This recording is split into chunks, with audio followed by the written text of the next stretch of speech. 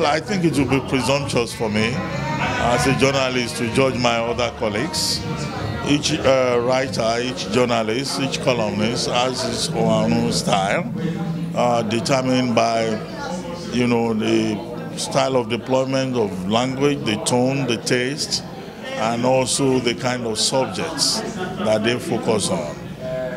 So I cannot comment on the overall quality of what people write. But what I can say is that at a certain point in this country, say in the last 4 or 5 years, the media, in my view, and I may be wrong, and I would like to be proven wrong, particularly the commentariat, got sucked into this, political agenda. The media became very partisan, perhaps because of ownership, the factor of ownership. And around the 2015 election, you saw many columnists, many opinion writers, many editors becoming partisan flag bearers. Now, because they assumed, and they were persuaded to assume, that there was only one direction for the country to go.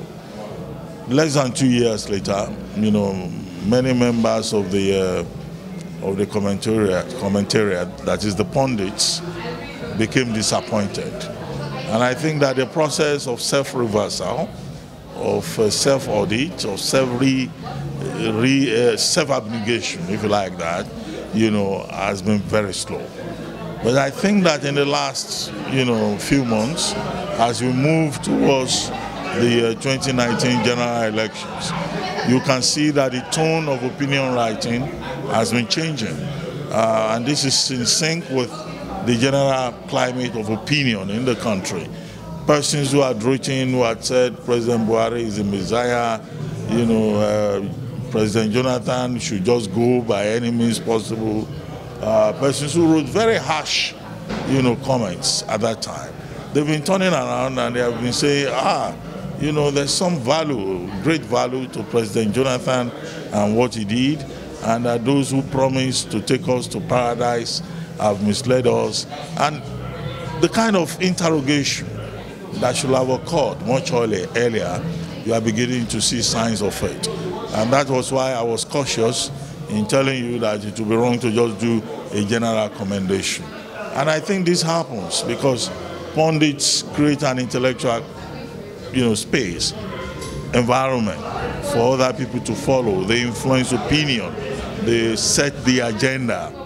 And I think lessons have been learned, whatever may have happened, and that robustness that we're looking for, we're beginning to see that robustness coming back, greater confidence, and I think whatever may have happened, the lesson that the commentariat, the pundits, otherwise if you like columnists, political affairs analysts, the kind of lessons they are learning now is the same kind of lesson that the civil society in Nigeria learned in 1999.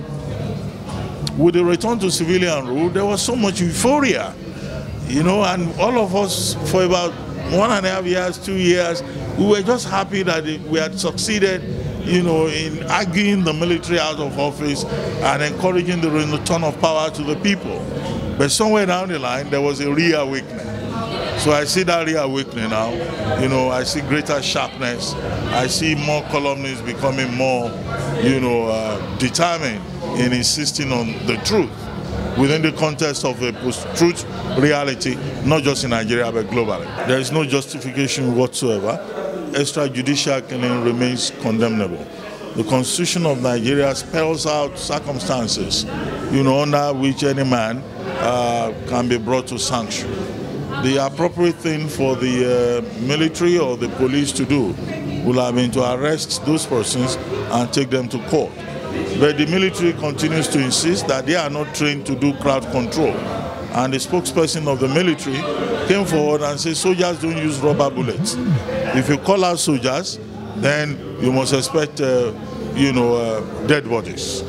And the brazenness with which the gentleman made a point just shows you the very small value that the Nigerian authorities placed on human lives. In some other country, disciplined jurisdictions, that spokesman, will have been called to account immediately by higher authorities. Because more or less he was saying that the Nigerian state can break the law with impunity, can derogate from your dignity of the human person, and can rob you of your right to life. Okay?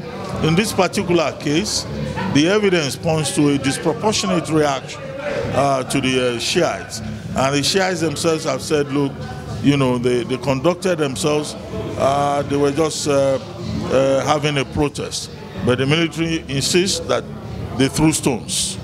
And they even had the effrontery, the audacity to compare what happened to what happened on the southern border of the United States with Mexico. And the New York Times wrote a story trying to say President Trump has become a role model for, you know, official breaking of the law in Nigeria. But of course, you know that President Trump almost immediately said that, look, that was not what he said. He did not say that a bullet is a weapon and that a stone is a weapon, and anybody who throws a stone should be assassinated promptly by officials of the state. I think that, you know, the incident calls for further investigation, particularly the persecution of the Shiites in Nigeria can be placed within the larger context of the conflict, of the confrontation, of the disaffection, sectarian, between Shiites and Sunnis.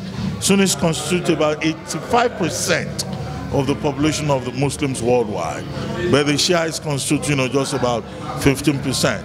And in Nigeria, their number is even much smaller, but it is over 2 million. But they've been able to make a lot of impact in terms of projecting their pro-Iranian, pro-Palestine, pro-Iraqi views, and about how, you know, and their devotion to the Caliph Hussein, the great-grandson of the Prophet, which is a major issue within the Islamic community, both political, and if you look at it, the extent to which that is so is, you know, part of the context of what is happening in Syria, in Yemen, and other parts of the Middle East. What Nigeria cannot afford is a sectarian religious war, because that will have implications for the integrity of the Nigerian state.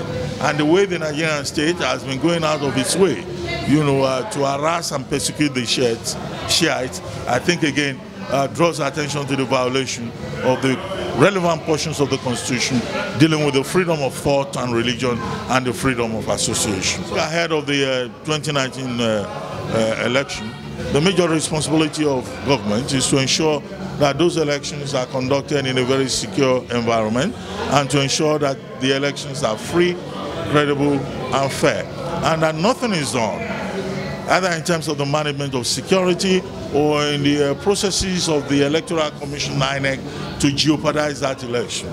We insist, we argue, that in 2019, the people's vote must be allowed to count. President Buhari himself, in fairness to him, has consistently said that he is committed to free and fair election. But promises are not enough. The taste of the pudding is in the eating. We expect that by 2019, we should be able to say that part of the legacy that President Buhari has been able to leave behind is free and fair election, because he must, at this point, begin to worry about his own legacy.